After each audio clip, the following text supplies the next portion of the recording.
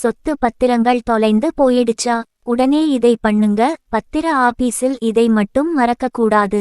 சொத்து சம்பந்தமான முக்கிய ஆவணங்கள், பத்திரங்கள் எதிர்பாராத விதமாக தொலைந்துவிட்டால் அவைகளை மறுபடியும் பெற முடியுமா? அந்த பத்திரங்களை மீட்க என்ன செய்ய வேண்டும்?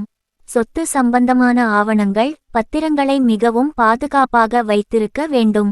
ஒருவேளை அவை திடீரென தொலைந்து போகக்கூடிய சூழல் ஏற்பட்டால் சொத்து தொடர்பான ஆவணங்களின் நகலை எளிதாகவே பெறலாம். இதற்கு முதலில் நீங்கள் அருகிலுள்ள போலீஸ் ஸ்டேஷனில் FIR பதிவு செய்ய வேண்டும். பத்திரங்கள் தொலைந்துவிட்டதாக சொல்லி முதல் தகவல் அறிக்கை எனப்படும் FIR-ஐ பதிவு செய்ய வேண்டும். அந்த FIR-இல் ஆவணங்கள் தொலைந்துவிட்டதாக குறிப்பிட வேண்டும். காரணம், இந்த FIR-இன் நகல் உரிமையாளரால் எதிர்கால பயன்பாட்டிற்காக பயன்படுத்த உதவும். இந்த புகாருக்குரிய ரசீதை கையில் வைத்திருக்க வேண்டும். அதேபோல இன்னவிதமான பத்திரம் இந்த இடத்தில் தொலைந்து விட்டது என்ற தகவலை பத்திரிகைகளில் விளம்பரம் செய்ய வேண்டும். குறிப்பாக ஆங்கிலம் மற்றும் பிராந்திய மொழி செய்தித்தாள்களில் சொத்தின் விவரங்களை தர வேண்டும். இழந்த ஆவணங்களை யாராவது கண்டுபிடித்தால் தொடர்பு கொள்ள வேண்டிய விவரங்கள் பற்றிய அறிவிப்பை தெளிவாக வெளியிட வேண்டும். அதேபோல ஹவுசிங் சொசைட்டியால் ஒதுக்கப்பட்ட பங்குச் சான்றிதழ் தொலைந்து போனால் அதை மறுபடியும் வெளியிடுவதற்கு விண்ணப்பிக்க வேண்டும்.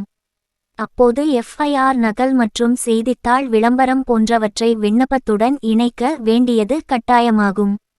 குறிப்பிட்ட நாட்கள் கழிந்த பிறகும் உங்களது தொலைந்த பத்திரம் கிடைக்காத பட்சத்தில் காவல்துறையிலிருந்து பத்திரம் கிடைக்கவில்லை, நாட் ட்ரேசபிள் என்ற லெட்டரை பெற்றுக்கொள்ள வேண்டும்.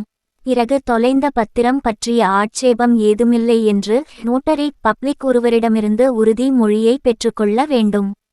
மேற்கண்ட தகவல்களோடு பத்திரிகையில் வந்த விளம்பரத்தின் நகல், தொலைந்து விட்ட பத்திரத்தில் உள்ள சர்வே எண் விபரங்கள் உள்ளிட்ட இதர தகவல்கள் ஆகியவற்றோடு சார்பதிவாளரை அணுகி விண்ணப்பம் செய்து கொள்ள வேண்டும். இதற்கு பிறகு ஓரிரு வாரங்களில் தொலைந்த பத்திரத்தின் பிரதி உங்களுக்கு கிடைத்துவிடும்.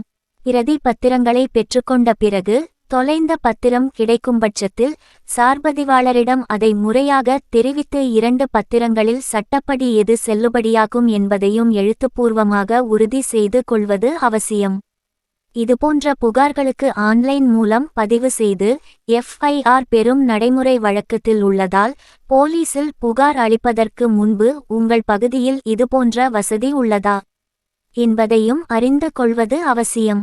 எப்போதுமே நீங்கள் பத்திரம் செய்யும்போதே 2ஆம் பிரதி என்று குறைவான முத்திரைத்தாளில் பத்திரத்தில் என்னவெல்லாம் எழுதியிருக்கிறோமோ அதுபோலவே எழுதி பத்திர ஆபீஸிலும் அதே எண்ணில் பதிவு செய்து கொள்வது நல்லது. எல்லா இடங்களிலும் இந்த செகண்ட் காப்பியையே ஒரிஜினலுக்கு பதிலாக காட்டலாம். இதனால் ஒரிஜினல் நம்மிடம் பத்திரமாக இருக்கும். அதேபோல எல்லா பத்திரங்களையும் முறையாகவே ஸ்கேன் செய்து கூகுள் டிரைவில் சாஃப்ட் காப்பியாக வைத்து கொள்வது இன்னும் நல்லது. தேவைப்படும்போது சாஃப்ட் காப்பிகள் மூலம் ஜெராக்ஸ் எடுத்து கொள்ளலாம். எனவே பத்திரம் தொலைந்து விட்டால் கவலைப்படாமல் இம்முறையை பயன்படுத்தி எளிதாக பெற்றுக்கொள்ளுங்கள். நன்றி.